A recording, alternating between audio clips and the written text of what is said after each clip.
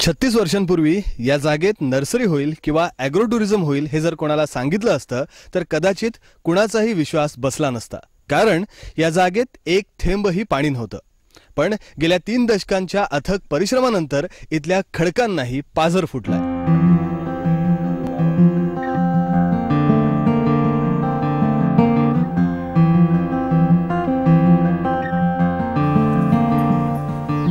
मुळात काय झालं, आम्ही ज्यावेळेला ही जागा घेतली आणि डेव्हलपमेंटला सुरुवात केली त्यावेळेला आमच्याकडे अजिबात पाणी नव्हतं येथे। आणि हा आपण पाहता तर संपूर्ण डोंगर आहे आणि डोंगर एका बाजूने उतार आहे त्याला, आणि इथं पाणी लागणं नव्हतं आणि पाणी लागण्याची शक्यता देखील नव्हती। पण संपूर्ण वॉटरशेड डेव्हलपमेंटचे सगळ्या गोष्टी इथे करून गेल्या 26 वर्षातल्या अथक प्रयत्नानंतर तुम्हाला ही हिरवळ दिसते या ठिकाणी।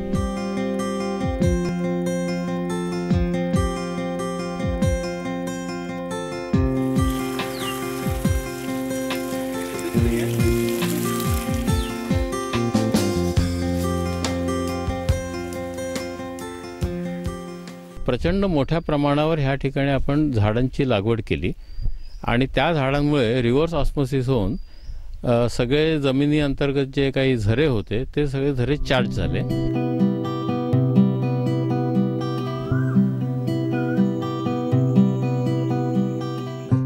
अर्धा किलोमीटर लांबून दुसऱ्यांच्या हद्दीतून आम्ही पाणी इथं आणलं आणि आम्ही बाग फुलवली। त्याच्यानंतर आम्ही सगळे जे काही गेल्या अनेक वर्षांच्या प्रयत्नानंतर जे काही CCT आणि तुमचं गली प्लगिंग वगैरे वगैरे जे काही गोष्टी केल्या त्याचा परिणाम म्हणून मला 5 फुटावर जिवंत पाण्याचे झरे या ठिकाणी लागले ह्या डोंगरामध्ये।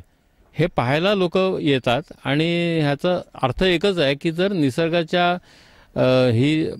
निसर्गाला समजून घेऊन जर आपण काम केलं तर निसर्ग नक्कीच भरभरून देत असतो।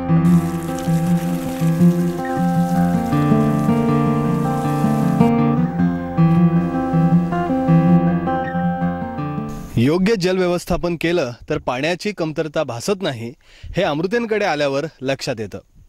व्हिडिओ जर्नलिस्ट प्रसाद कांबळेसह मुश्ताक खान, गवे, भारत फॉर इंडिया।